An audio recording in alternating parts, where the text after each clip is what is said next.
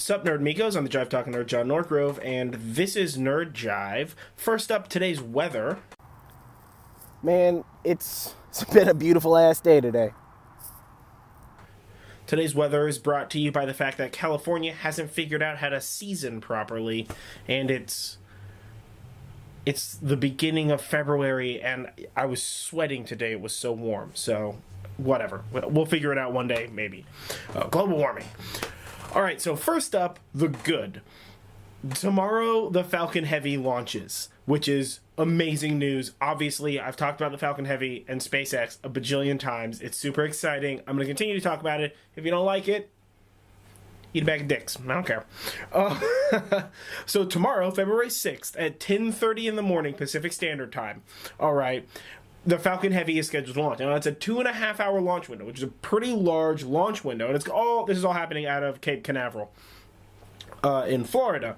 There is a backup window if for whatever reason it doesn't launch, scheduled for Wednesday, the 7th, at the exact same time. All right, but they're pretty certain it's going to launch tomorrow. It's a 70% chance of go tomorrow, the 6th, and a 60% chance of good weather, so go on the 7th, on Wednesday. But the kind of big news that comes out of this is that they're planning on endeavoring to recover all three boosty thingies. Rockets. So the two booster rockets on the sides are previously used from another mission. Those two are going to return and land on the ground in Cape Canaveral on landing pads.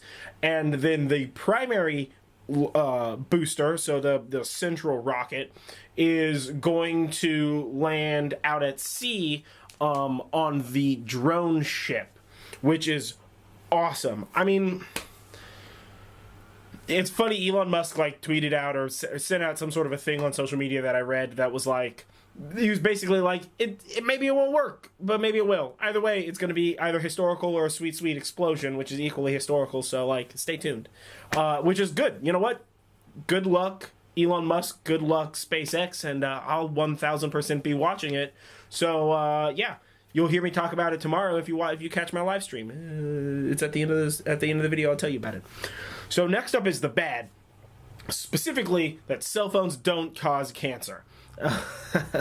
And I hope that you understand that I'm being a little facetious on this one, but we're still talking about cell phones potentially causing cancer, so I guess we'll fucking keep this shit up.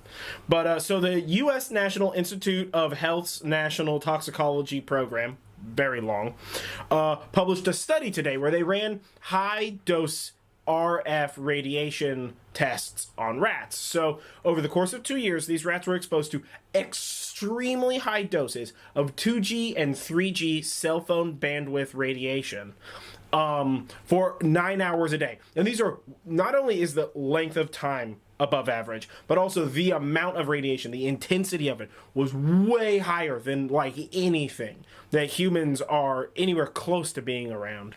And basically what they found was that there are no significant correlations between that radiation and cancer growing.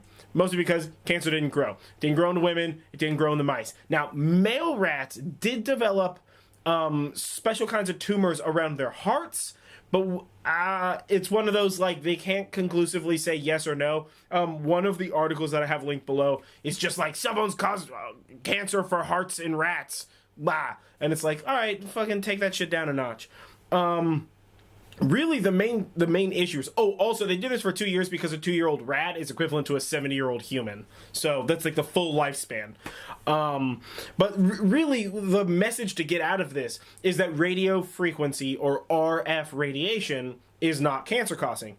Obviously, because it's not ionizing radiation. So microwaves, gamma rays, X-rays, those are ionizing radiation. Ionizing radiation has the ability to break your DNA apart, right? It's able to do funny stuff to the DNA bits in your body.